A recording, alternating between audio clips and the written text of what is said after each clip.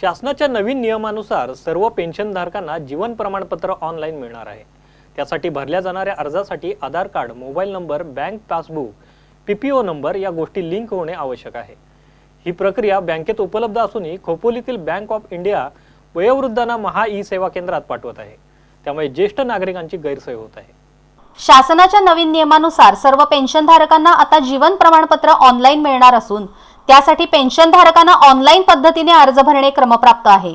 यासाठी Aadhaar card, mobile number, bank passbook, PPO number तिथे link होणे गरजेचे आहे। ही ऑनलाईन प्रक्रिया खरं तर बँकेतच पूर्ण होत असूनही केवळ कर्मचाऱ्यांचा वेळ वाचावा या उद्देशाने खोपोलीतील बँक ऑफ इंडिया या शाखेने अजब कारभार सुरू केलाय। पेन्शनधारक ज्येष्ठ नागरिकांना महा ई सेवा केंद्रात पाठवले जाते। तिकडे या सेवेसाठी 100 ते 160 रुपये उकळले जातात। त्यामुळे ज्येष्ठ नागरिकांची चक्क फसवणूक केली जाते। काय सांगाल, हे इथून बँकेतून करून नाही दिलं जात का? बँकेतून नाही करून दिलं जात का? अच्छा, कोणी सांगितलं? बँकेने सांगितलं का बाहेरून करा? अच्छा, बोर्ड लावला होता। किती रुपये घेतले तुमच्याकडून? 100 रुपये। पेन्शनधारक ज्येष्ठ नागरिकांचे प्रतिनिधी शेंडगे यांनी माजी नगराध्यक्ष दत्ताजी मसूरकर यांची भेट घेऊन हा प्रकार त्यांच्या कानावर घातला।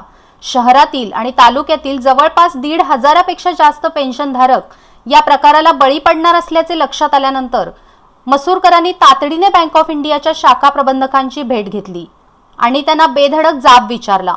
त्यानंतर बँकेने हा प्रकार थांबवून बँकेतच ही सुविधा पेन्शनधारकांना देण्याचे मान्य केले। आणि ह्या सगळ्या गोष्टीमुळे कुठेही देर सूचना नसल्यामुळे बँक सांगते एक, नोटीस सांगते एक, आणि परिस्थिती ऍक्च्युली वेगळी आहे।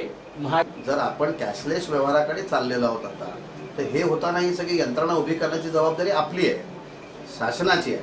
मग असं असताना हे अंगठा बायोमेट्रिक देण्याची सिस्टीम ही बँक ऑफ इंडियातच झाली पाहिजे ना।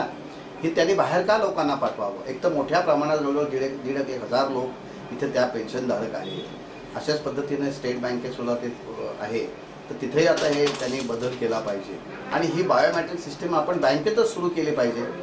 तर ते पेन्शनधारकांच्या मध्ये त्यामुळे घबराट झाली आणि अनेक पेन्शनधारक माझ्याकडे आले। तर त्यांचे प्रतिनिधी म्हणून आज शेंडगे स्वतः माझ्याबरोबर आलेले आहेत। त्यांनी त्यांचं दुःख बोलून दाखवलेलं आहे। की पेन्शनांनी अजिबात घाबरण्याचं कारण नाही। त्यांचे फॉर्म्स वगैरे आता मी तातडीने वरच्या कार्याशी IT डिपार्टमेंटने संपर्क साधून आमच्याकडे जे लॉन्च केलेले सॉफ्टवेअर चालू करण्यासाठी उद्या इंजिनियर येत आहे।